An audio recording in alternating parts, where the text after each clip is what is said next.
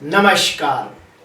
मैं वसंत रावल ज्योतिष विद्या ज्ञान चैनल के अंदर आज मैं आपको बताने आया हूं गुरु ग्रह जब छठवें भाव में बैठ जाता है तो कैसा फल देता है।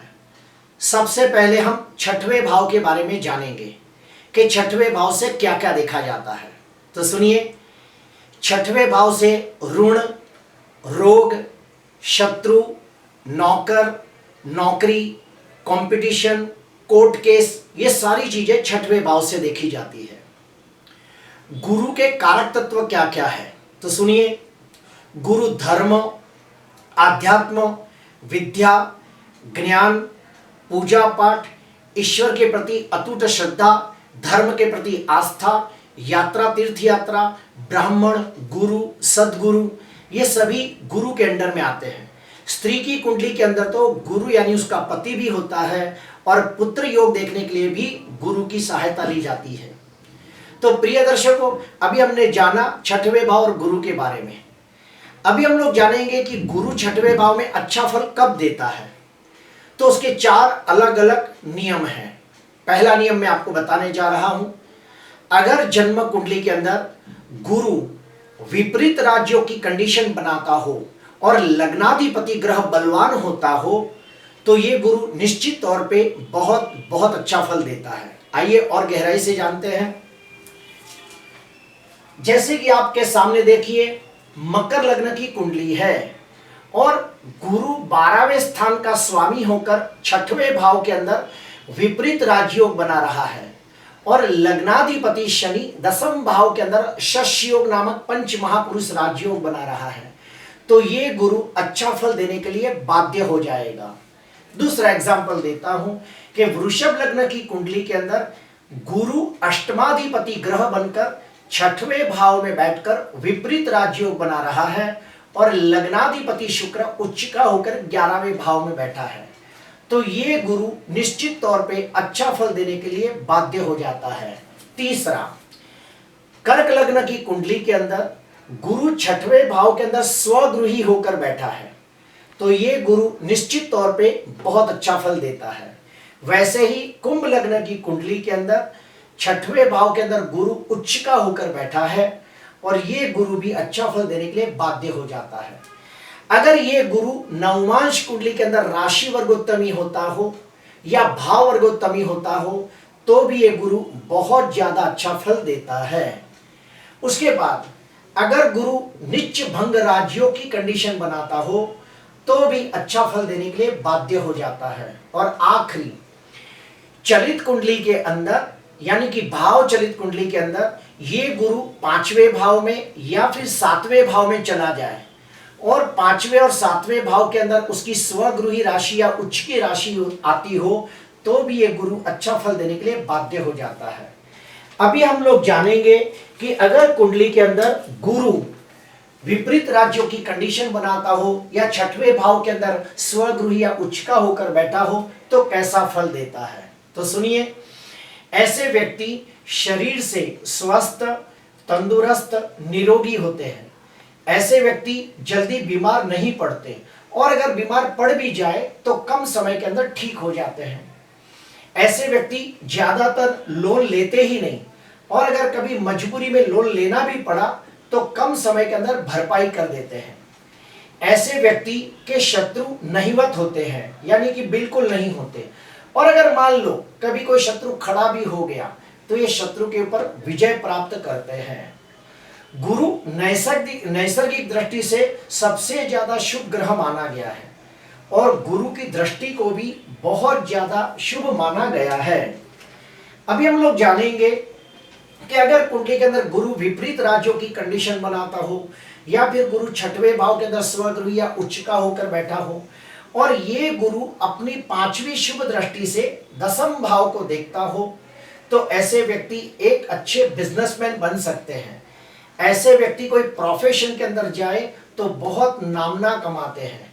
ऐसे व्यक्ति एक अच्छे ज्योतिषकार और कर्मकांडी भी बन सकते हैं। ऐसे व्यक्ति अच्छे कर्मों के द्वारा समाज के अंदर मान सम्मान पद प्रतिष्ठा की प्राप्ति करते हैं। गुरु अपनी शुभ 7वीं दृष्टि से जब 12वें भाव को देखता है तो ऐसे व्यक्ति पूजा पाठ, होम हवन, दान पुण्य, यात्रा, तीर्थ यात्रा, सामाजिक कार्यों में या फिर समाज में होने वाले धार्मिक कार्यों में धन खर्च करते हैं। ऐसे व्यक्तियों को देश विदेश की यात्रा करने के योग भी बनते हैं। और 45 साल के बाद ऐसे व्यक्ति धर्म, आध्यात्म, ज्ञान, आत्मचिंतन, आत्ममंथन, तत्वज्ञान, ब्रह्म ज्ञान जैसी चीजों के तरफ ढलान करते हैं, रुझान करते हैं। क्यों? क्योंकि जो 12वां भाव है ये मोक्ष का भाव है।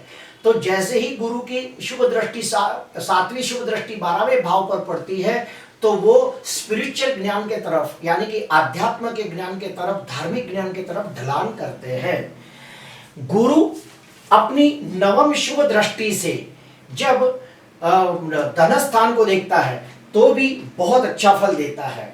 ऐसे व्यक्ति पूरे कुटुंब का भरण पोषण करने वाले लोग होते हैं, पूरे कुटुंब की रक्षा करने वाले और सबको एक साथ एकजुट साथ में लेके जाने वाले लोग होते हैं। सबका सुख दुख में साथ देने वाले, सबको सहायता करने वाले लोग होते हैं। ऐसे व्यक्ति बहुत ही नीति, ईमानदारी और वफादारी से धन कमाने वाले लोग होते हैं। उनकी वाणी के ऊपर बड़ा नियंत्रण होता है। ऐसे लोगों की वाणी मधुरभाषी होते हैं। ऐसे व्यक्ति ज्ञान, धर्म, आध्यात्म की बातें करने वाले होते हैं।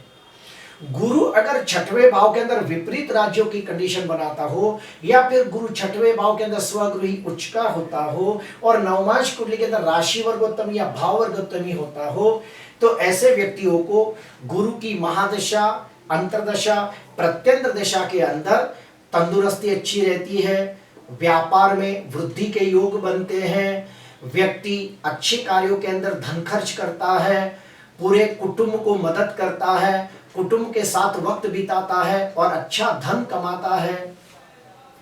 उसके बाद अभी हम लोग जानेंगे कि अगर कुंडली के अंदर गुरु पीड़ित होता हो तो कैसा फल देता है। तो सुनिए, अगर कुंडली के अंदर गुरु 6वें भाव के अंदर नीच राशि में निर्बल होता हो या फिर गुरु पीड़ित होकर 6वें भाव के अंदर राहु के साथ बैठा हो और गुरु चंडाल योग बनाता हो तो कैसा फल देगा। तो सुनिए, ऐसे व्यक्तियों को लीवर में सूजन होने की संभावना बढ़ जाती है।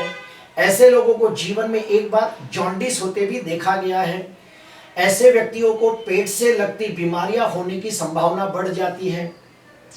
गुरु 6वें भाव के अंदर नीच का हो या फिर पाप ग्रहों से दृष्टि या पाप ग्रहों से पीड़ित हो या फिर अस्त का हो, मृत अवस्था में हो, नवमांश में भी नीच का हो तो ऐसे व्यक्ति में आलस का प्रमाण बहुत ज्यादा होता है। ऐसे व्यक्ति के स्वभाव में थोड़ा चिड़चिड़ापन होता है। ऐसे व्यक्तियों को अपनी गलती के वजह से समाज में एक बार मान हानि का सामना भी करना पड़ता है। ऐसे व्यक्ति के बहुत सारे गुप्त शत्रु होते हैं जो उनके पीठ के पीछे उनकी बहुत निंदा करते हैं। ऐसे व्यक्ति बहुत मेहनत करने के बावजूद वो उन्नति, प्रगति, विकास नहीं कर पाते जिसको वे हकदार होते हैं।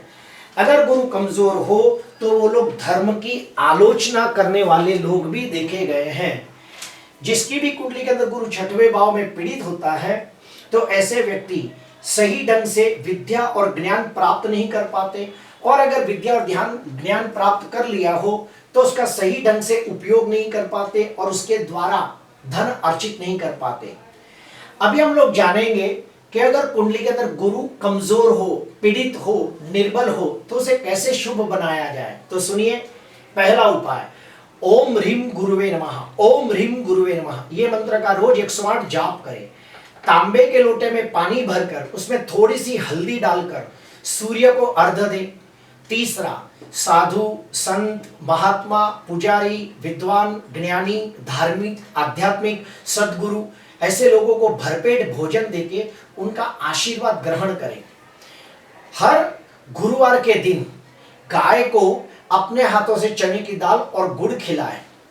हर साल में एक बार गुरुवार के दिन किसी विद्वान कर्मकांडी ब्राह्मण के हाथों से गुरु ग्रह शांति पूजा करें या फिर नवग्रह शांति पूजा करें तो उसे बहुत लाभ होता है। आज के लिए बस इतना ही। आपको अच्छा लगा हो तो जरूर लाइक करना, सब्सक्राइब करना। नमस्कार।